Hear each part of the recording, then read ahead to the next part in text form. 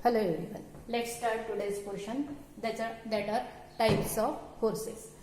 Now, what are the types of forces? Number 1, static forces. Number 2, magnetic forces.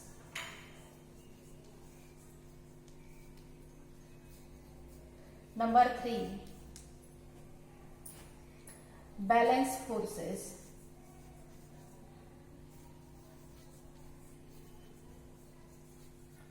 Number 4, unbalanced forces.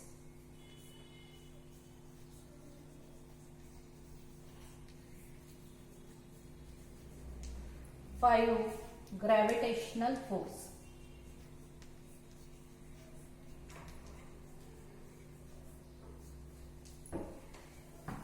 Now, what do you mean by static force? What do you mean by magnetic force, balanced force, unbalanced force, gravitational force? All these are terms which we have learned in 9th standard. Now, what do you mean by static force? आता हा जो static force आहे, there is attraction between charges, positive and negative charges. That is because of the static force. That means electrostatic force is present in between positive and negative charges. तर याचं अतिशय सोपी उदाहरण जर तुम्हाला माहित असेल तर तुम्ही स्वेटर घालता हिवाळ्यामध्ये आणि स्वेटर घातल्यानंतर काय होतं की तुम्ही जेव्हा त्याच्याजवळ आपला हात नेतात तुमच्या हातावरची केस उभी होतात. तर त्याच्यामध्ये negative charges, positive negative charges तयार होतात. म्हणजे स्वेटरवर वेगळे चार्जेस, हातावर वेगळे चार्जेस, हाताच्या केसांवर वेगळे चार्जेस आणि त्यामुळे त्यांच्यामध्ये जे अट्रॅक्शन असतं तर तो कोणता असतो फोर्स? Electrostatic force. पुन्हा दुसरी एक गोष्ट, जेव्हा तुम्ही शॅम्पू करता केसांना आणि शॅम्पू केल्यानंतर अगदी कोरडे केस होऊन जातात आणि त्या कोरड्या केसांमध्ये जेव्हा तुम्ही कंगवा फिरवता तर ते केस बघा असे स्टॅटिक सारखे असे एकमेकांपासून दूर जातात. तर त्यांच्यामध्ये दूर का बरं जातात? कारण त्यांच्यामध्ये लाईक चार्जेस तयार होत असेल आहे केसांमध्ये. दोन केसांमध्ये जेव्हा लाईक चार्जेस तयार होतील तेव्हा ते एकमेकांपासून रिपेल करतात ते एकमेकांना. तर हे झाले सर्व static forces. That means they attract or repel each other because of the static force. Magnetic force आपल्याला माहित आहे. मॅग्नेट्स असतात आणि त्याच्यामध्ये नॉर्थ पोल, साऊथ पोल असतो आणि त्यांच्यामध्ये अट्रॅक्शन असतं. तर हे सर्व मॅग्नेटिक फोर्सेस आहे. सोबतच जेव्हा तुम्ही जिथे कुठे इलेक्ट्रिसिटी राहील आहे तिथे मॅग्नेटिक फोर्स हा राहीलच, एवढं लक्षात ठेवायचं. आणि हे तुम्ही डिटेलमध्ये तुम्ही इलेक्ट्रिसिटी चॅप्टरमध्ये शिकणारच आहात. Now balance force and unbalance force. Now let's take one activity. ही उर्वी, पुन्हा उर्वीची मदत घेते मी इथे. उर्वी थोडी इकडे ये समोर. आता बघा आम्ही दोघी जणी, उर्वी आणि मी, एकमेकींना असं ओढतो. तू तुझ्याकडे ओढ, माझ्याकडे बघ ना, तिथे नको, व्हिडिओकडे नको, माझ्याकडे बघ. आता या उर्वीला मी माझ्याकडे ओढते आणि उर्वी मला स्वतःकडे ओढते. तू पण ओढ, मी पण ओढते. ओढ. That means I am applying force on Urvi. At the same time, Urvi also applying force on me. At this condition, there is no motion. पुन्हा ओढ, जोराने ओढ ना, ओढ जोराने, ओढ जोराने. Is there any motion? No. That means these two bodies are not in motion. That means these two forces are balanced force. Now, in this case, these two forces are balanced force, and therefore, net force there is no motion because of the balance force. ही झाली एक activity. सोबतच दुसरी म्हणजे याचं दुसरं उदाहरण द्यायचं असेल तर every that means there is gravitational force or attract each and every object towards itself. मग आता हा इथे एखादा टेबल ठेवला असेल किंवा मी या टेबलवर डायसवर उभी आहे. अर्थ मला स्वतःकडे, स्वतःच्या सेंटरकडे अट्रॅक्ट करून राहिला तरी सुद्धा मी त्याच्या सेंटरकडे चालली आहे का? नाही. तर इथे काय होऊन राहिलेलं आहे की जेव्हा अर्थ माझ्यावर फोर्स लावून राहिला त्याच वेळी मी सुद्धा अर्थवर फोर्स लावून राहिली. आणि हे दोन्ही फोर्सेस कसे आहे? बॅलन्स फोर्सेस आहे. त्याच्यामुळे मी स्टेडी पोझिशनला आहे. म्हणजे हे अशा पद्धतीने बॅलन्स फोर्स जिथे जिथे असेल तिथे मोशन राहणार नाही. मग दुसरा जो वर्ड आहे तो काय झाला? Unbalance force. आता बघा पुन्हा तीच ऍक्टिव्हिटी. मग अशीच्या ऍक्टिव्हिटीमध्ये उर्वीनी मला ओढलं, मी उर्वीला ओढलं, परंतु देअर इज नो मोशन.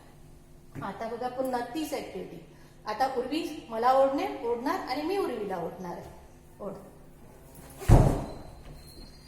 आता काय झाला, उर्वीने मला ओढलं, मी उर्वीला ओढलं, परंतु माझा फोर्स जास्त असल्यामुळे उर्वी माझ्याकडे आली आणि उर्वीमध्ये काय झालं, मोशन निर्माण झाला. म्हणजे त्याच्यामध्ये ती रेस्ट पोझिशनला होती, त्याच्या अनबॅलन्स फोर्स झाला हा. म्हणजे सारखा झाला का तो फोर्स, अपोजिट. दुसऱ्या याच्यामध्ये पहिल्या केसमध्ये बॅलन्स फोर्समध्ये काय होतं, both the forces they are equal but opposite, but in unbalanced force they are not equal. माझा फोर्स उर्वीपेक्षा कसा झाला, जास्त, म्हणून उर्वी कशी आली, माझ्यावर येऊन आदळली. त्यानंतर gravitational force. Now this is term which we are learned in this chapter, that is gravitational force or gravitation or gravity. What is the effect of gravity and all these things which are related to our invention. सर्व invention जे आहे, आता आपलं इस्रोमध्ये जे होऊन राहिलेलं invention, मग ते चंद्रयान असेल किंवा मंगळयान असेल, याच्याशी संबंधित ह्या सर्व गोष्टी आहेत आणि त्याच्यामुळे हे चॅप्टर ग्रॅव्हिटेशन असं सेपरेट चॅप्टर आपल्या अभ्यासक्रमात टाकण्यात आलेलं आहे. हा त्याचा मेन उद्देश आहे, जेणेकरून आपली इस्रो एवढी चांगली संघटना, एवढं चांगला ऑर्गनायझेशन आपल्याकडे आहे, जेणेकरून आपल्या विद्यार्थिनींनी किंवा विद्यार्थ्यांनी अतिशय जास्त प्रमाणात या गोष्टीवर रिसर्च करावा, त्याची डिटेल स्टडी करावी. समोर स्पेसमध्ये जे काही ॲक्टिव्हिटीज होतील त्याच्यामध्ये सहभाग घ्यावा, याच्यासाठी हे सेपरेट चॅप्टर आणि हे एक चॅप्टर आणि शेवटचं चॅप्टर जे आहे ते स्पेस सायन्सचं चॅप्टर यांनी आपल्या अभ्यासक्रमामध्ये इन्क्लूड केलेलं आहे. आणि याचा आपण अतिशय चांगल्या पद्धतीने, त्याचा ज्याला इंटरेस्ट आहे त्यांनी त्याचा अतिशय चांगल्या पद्धतीने उपयोग करून घ्यायचा आहे. Now what do you mean by gravitation or gravity. Gravity हा शब्द आतापर्यंत आपण काय म्हणत होतो की ग्रॅव्हिटी म्हणजे पृथ्वीने आपल्याला सर्व वस्तूंना स्वतःकडे ओढून घेणे. That means earth exert force on each and every object. Earth exert force on each and every object. That means earth attract each and every object towards its center. स्वतःच्या सेंटरकडे अर्थ काय करतं, प्रत्येक वस्तूला, कोणतीही वस्तू असेल, मग तो ट्रक असेल, खुर्ची असेल, माणूस असेल, प्राणी असेल, झाड असेल, दगड असेल, काहीही, कोणत्याही गोष्टीला अर्थ काय करतं, स्वतःच्या सेंटरकडे ओढतं. That means the force which exerted by the earth on each and every object, that is called gravitation or gravitational. This is a limited definition. अतिशय साधी सोपी डेफिनेशन जी आतापर्यंत आपण शिकत आलेलं, बट ही खूपच संक्षिप्त अशी डेफिनेशन, त्याची वास्ट डेफिनेशन आपण समोर बघणार आहोत. Now what do you mean by gravitational force or gravitation. एवढे समजले तुम्हाला. स्टॅटिक म्हणजे कोणते, जे स्वेटरच्या याच्यामध्ये होतात ते, म्हणजे स्वेटरवर जे चार्जेस तयार होतात ते इलेक्ट्रोस्टॅटिक फोर्स. त्याच्यानंतर मॅग्नेट म्हटलं तर तुम्हाला लक्षात येते. बॅलन्स फोर्स सांगितलंच मी तुम्हाला, किंवा एखादी वस्तू रेस्टमध्ये असेल तर त्या वस्तूवर कोणता फोर्स असेल तिथे बॅलन्स फोर्स असतो. Unbalance force, because of the unbalance force every object sets in the motion. And gravitation force.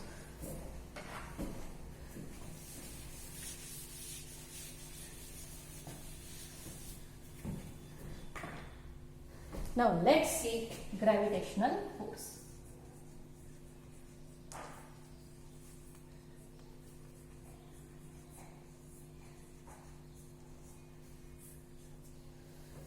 आतापर्यंत आपण काय शिकलो की अर्थ attract each and every object towards itself with a force, and that force is called gravitational force. Or earth has ability to attract each and every object towards its center, that is called gravitation or gravity. But there is a new definition about gravity. मग आता फक्त अर्थलाच gravity आहे का, नाही.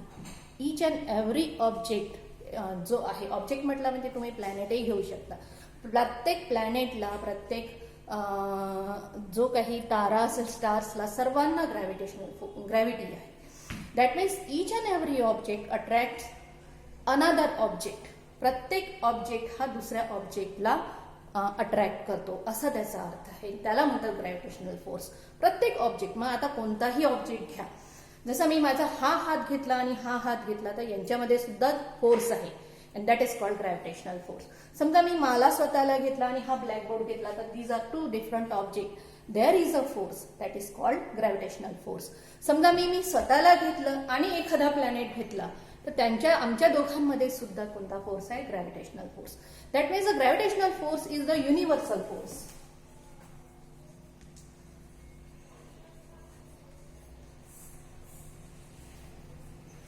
Which attracts.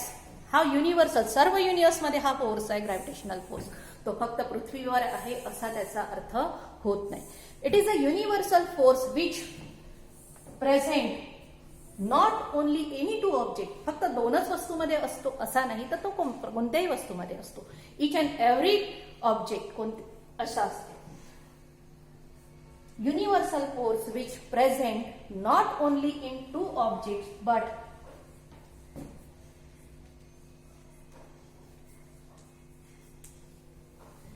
but also any two object